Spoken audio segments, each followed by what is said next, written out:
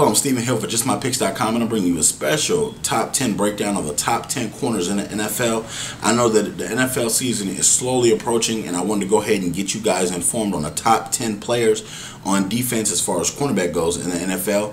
We're going to start at number 10. Brandon Browner of the Seattle Seahawks. I know that he faced a suspension last year for performance-enhancing drugs, but you have to look at the Seattle Seahawks and their whole defense. I know that Clemens will be out starting the year with the injury to his leg last season where he tore his ACL. You have to look at Irvin being suspended for the first 4 games. But when I look at Brandon Browner, he's a part of what could be the best cornerback tandem in the NFL. You can't throw to one side and you can't throw to the other side.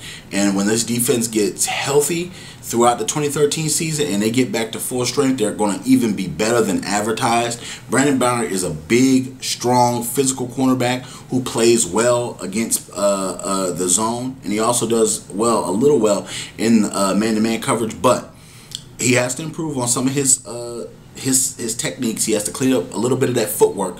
But I know that Pete Carroll, being the defensive guru coach that he is, will have him better and even improving coming to the 2013 season. He did a lot of good things last year, and I'm looking forward to him to bounce back and do a lot better things this year. Coming in at number 9. Icon, Champ Bailey. Champ Bailey, yes, he's lost a step or two, but Champ Bailey, when I looked through the game film last season, he was constantly always around the ball. He was always swatting down the ball, always up in the in an offensive wide receiver's face, and he was making the key plays. Also, Champ Bailey tackles. That makes a good corner. One that can play, have ball skills, and can tackle. Champ Bailey, he is the heart and soul, if not Von Miller, of the Broncos defense. You know, Champ Bailey, he means a lot. He's teaching those young corners in Denver how to play the game at a high level and really play it right. And I also think that Champ Bailey is a Hall of Famer. I think he'll have a great 2013, and I think that they will avenge that loss to the Ravens on opening day. And I think Champ will have a big game in that first game. Coming in at number 8, Jonathan Joseph of the Houston Texans. He is one key piece to what's going to be a dominant Texas defense, along with Ed Reed, J.J. Watt, and Brian Cushing coming back. You have a lot of playmakers down there. Kareem Jackson is another guy that I didn't want to miss out. Jonathan Joseph shrinks the field. He makes the quarterback have a smaller window. He likes to play up in man coverage. He's very quick. He has to work on some of those techniques, but he is a ball hawk at the cornerback position. I think that he had a real breakout season last season. We've seen him away from Cincinnati and the Bengals and seen what he really can do as the #1 corner. He's done some great things for the Houston Texans. Now, I look for him to elevate his game to a higher level this season and really come in and have a great year. Coming in at number 7, Joe Haden of the Cleveland Browns. Joe Haden, flat out, when I looked at the game film, he's becoming a superstar on defense. Haden gambles a lot and he gets beat sometimes, but for the most part, Haden is a physical cornerback that can really tackle, and he really sticks his nose in there against running backs, tight ends. He doesn't care who it is. Joe Haden is becoming one of the best cover corners in the NFL.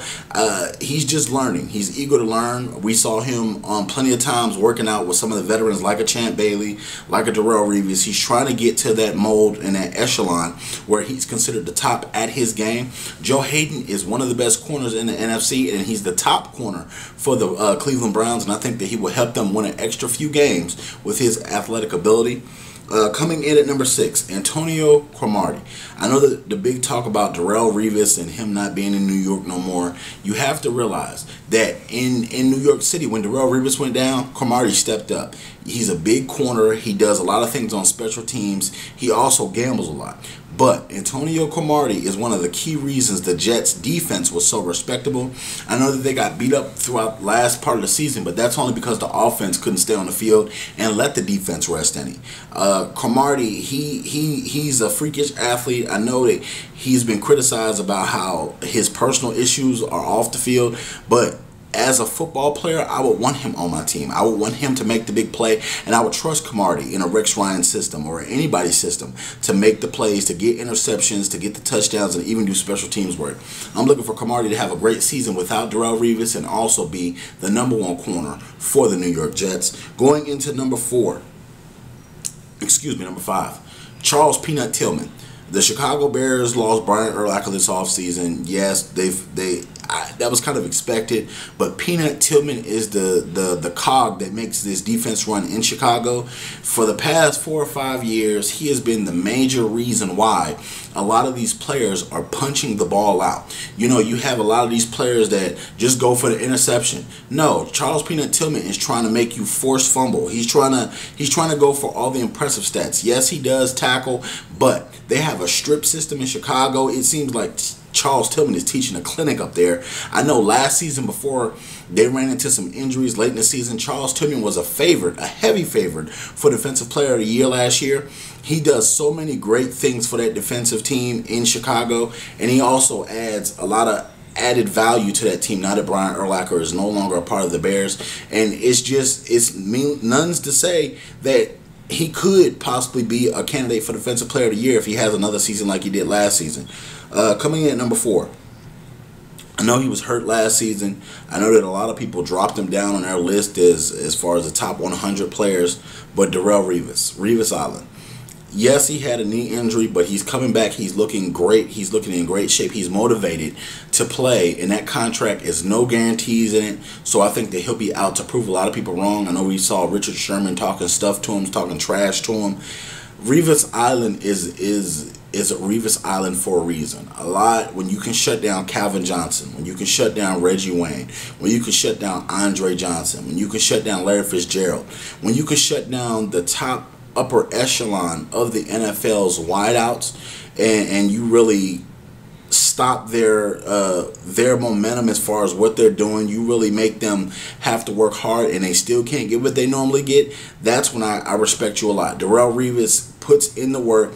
He's a gym rat. A lot of people talk about how he has the holdouts. You're damn right. He's had the holdouts because he's that good. He outperformed his rookie contract. He's outperforming every contract he's had thus far. So Darrelle Revis, he deserves the diva treatment because he is a game breaker. We saw a lot of times in New York that the defense, you didn't even have to look on one side of the field because Darrelle Revis shut down players. Just look at that game against the New York Dallas Cowboys versus the New York Jets. You know, Darrelle Revis came up big with the interception, shut down Dez Bryant play for play, almost every single play.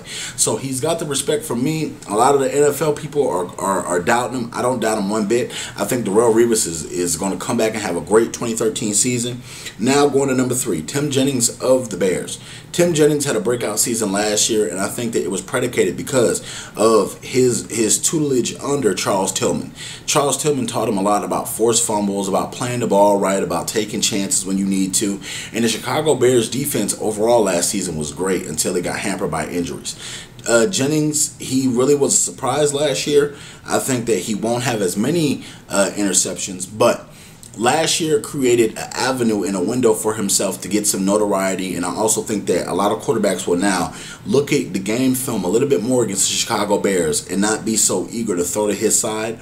I think that a lot of teams will start running against the Chicago Bears rather than pass the ball a lot because their corners are simply sensational. You have 2 of the top 10 corners in the NFL with Charles Peanut Tillman and Tim Jennings on the same team. This which leads me to go to number 2.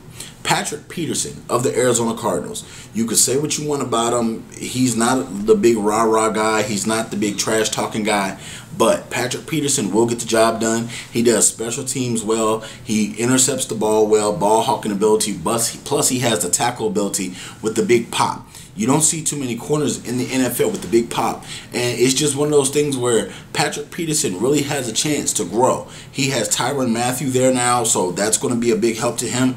You're going to have all this athleticism on the Arizona Cardinals team, which leads me to think they will have success. And I think they possibly, the NFC West could send a total of 3 teams to the NFL playoffs. It's that scary. I just feel like they have so much talent on all 4 of those teams. They may not all show it each and every game, but the Arizona Cardinals have a true winner in Patrick Peterson. He is the 2nd best corner in the NFL.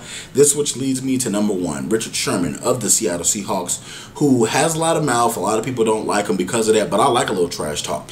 I quite frankly like that he can pop off and back it up. I know last year, the only time I really saw him get beat very deep is against the Atlanta Falcons in the playoffs, and that was because of some confusions on their defensive schemes and setups. But Richard Sherman the last 2 years has showed us why. He shut down Tom Brady, he shut down Matt Ryan, he shut down a lot of the great quarterbacks in the NFL. And yes, he may talk, he may say this or say that, but he's a physical corner who is a smart corner also and makes smart decisions on the field. I feel like he will be the best corner in 2013 in the NFL. You can check me out at justmypicks.com. You can also follow me on Twitter at justmypicks.tv. You can also check me out on videos just like this on YouTube, YouTube.com/justmypicks.tv. Share my videos and subscribe to my YouTube channel. Thank you very much for commenting, and please subscribe.